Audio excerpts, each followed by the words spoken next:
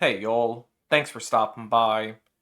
So, I don't know if you've been paying attention to the news out of Oklahoma, but for the last few months there's been a story brewing with the Superintendent Ryan Walters and his push to have Bibles in every single classroom and every desk in every student's hands. This might come as a surprise to you, considering my username, but I don't have any issue with students reading the Bible in classrooms. Americans come in all different varieties. We all worship in our own way, and some of you don't worship, and that's fine.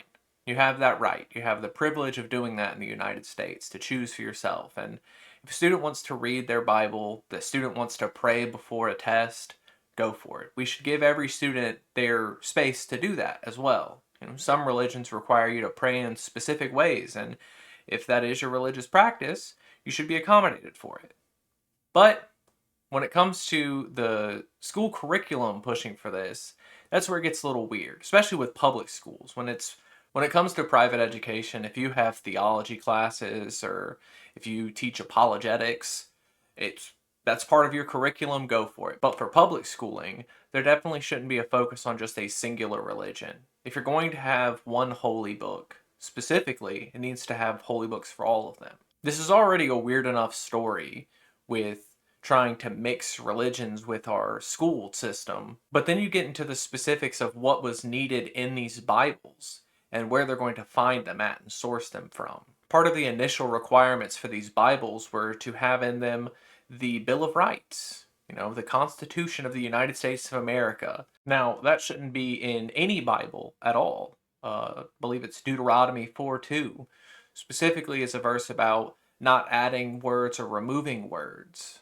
from the Bible. You can take this as literally removing passages. You could take this as disrespecting the lessons that should be taught from it.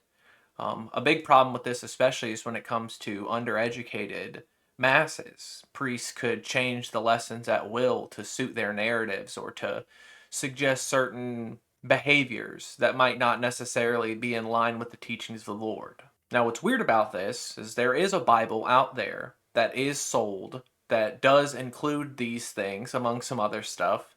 It's Lee Greenwood's God Bless the USA Bible, which started being printed in 2021. Recently, it's been picked up by none other than Republican presidential nominee Donald Trump. He started pushing for these around Easter of this year. He made posts about it on his social media saying that people should purchase it, saying, talking about how it's leather bound and easy to read and all this stuff, but he is getting kickbacks from this now. It's got new branding. People are calling it the Trump Bible. They're $60 a piece as well. I don't know if you have a Bible in your home, but you can get a leather bound Bible for relatively inexpensive.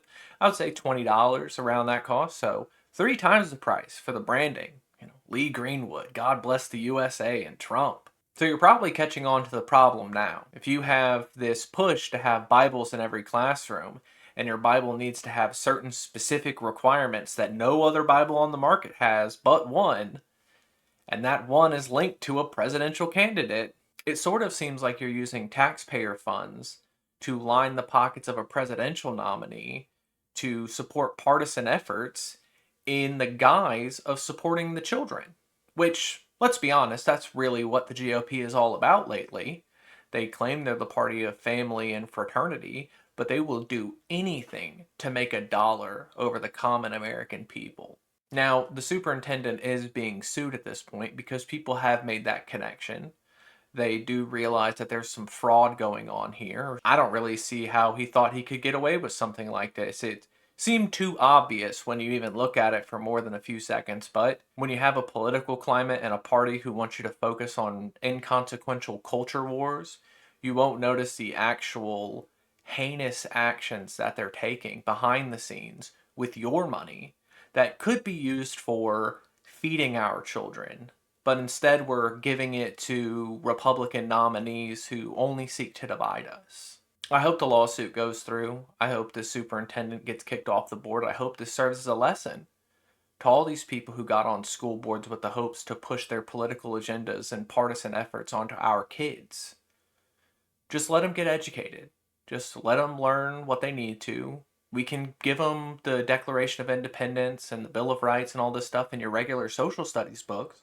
That's what a civics class is for. We don't need to mix religion with all of this. And like I said at the start, if your kid wants to read a Bible in class, if your kid wants to pray before a test, if your kid has religious requirements that require prayer at certain times a day, yes, your school should allow them to do that. But the school shouldn't force this onto the kids. That's the most important part with this. Public education needs to be for education only, not for indoctrination.